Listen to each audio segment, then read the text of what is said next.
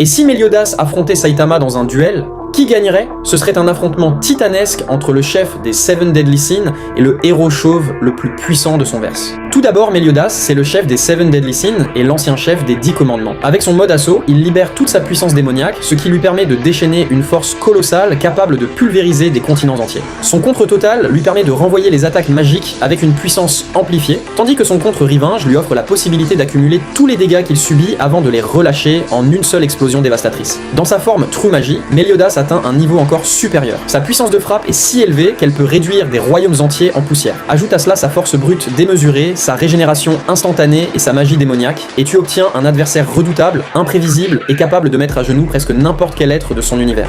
En face, il y a Saitama, l'homme dont la puissance dépasse totalement la logique de son propre monde. Sa force n'a aucune limite connue et continue d'augmenter sans explication. Il dépasse largement la vitesse de la lumière car il a pu se rendre omniprésent sur toute la lune de Jupiter. Il n'a pas de pouvoir magique, pas de transformation complexe, seulement une puissance brute infinie qui écrase tout sur son passage. Mais malheureusement, toutes les techniques de Meliodas se verront tous inutiles face à Saitama. Le full counter ne sert à rien contre lui, car Saitama n'utilise pas de magie. Ses attaques ne sont pas énergétiques, ni spirituelles, ni démoniaques. Ce sont de simples coups physiques, mais d'une puissance infinie.